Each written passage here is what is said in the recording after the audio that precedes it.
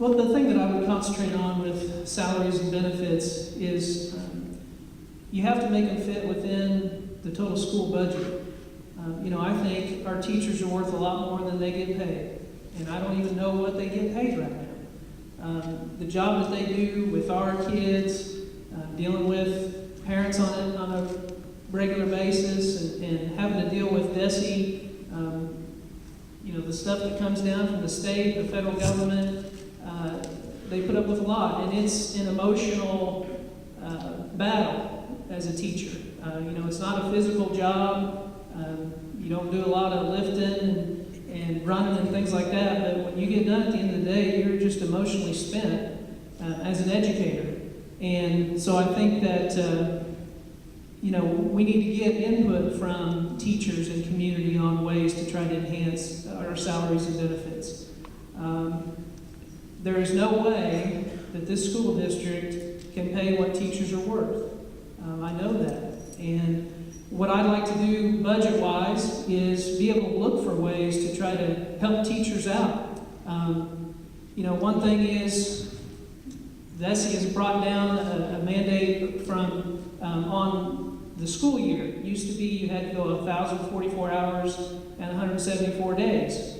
Well, they changed that to now you can go 1,044 hours or 174 days. Well, if you look at schedule, a lot of schools were going 174 days, and they were going way over their hours.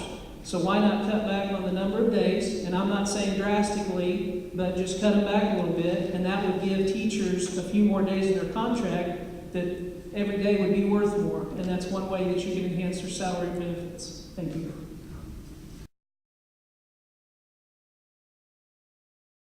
Two things. Budget. We got to have a budget that is balanced. Spending. We got to have teachers and administrators on board that if cuts need to be made, it comes unfortunately from their classroom possibly. These extra teachers that may be in these current schools at this time, maybe they need to do something else when they have time. I don't know. That needs to be looked at possibly.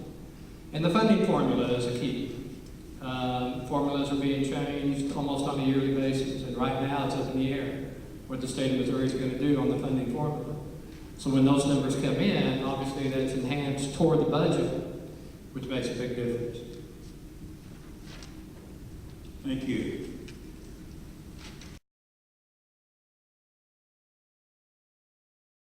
With today's economy, that is one of the most challenging problems that we have facing us.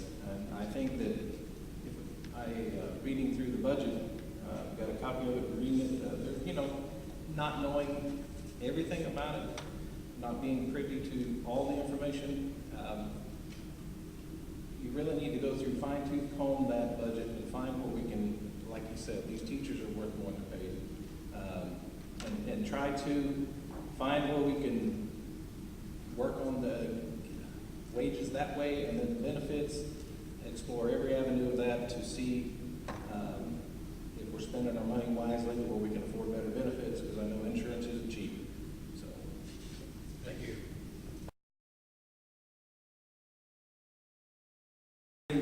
What all of these guys have said in regards to teachers, and they're certainly not paid what they're worth. In a lot of cases, they're the most educated members of our society. Unfortunately, they're not paid that way, and they take care of the most precious resource we have, which is our children. I think that everything's going to have to be on the table, including the possibility of tax levies. Like I said earlier, we've got the lowest tax levy in the state of Missouri. We have had for a long time. We've been trying to conservatively budget for several years and trimming the fat where we can, putting off buying textbooks for another year, not making certain improvements to facilities that need to be made for another year. And folks, we're looking at an increase in healthcare costs this next year, $300,000. Okay, you throw up a 1% increase in raises, our budget goes up $1 million a year, and we're not going to find that by cutting costs.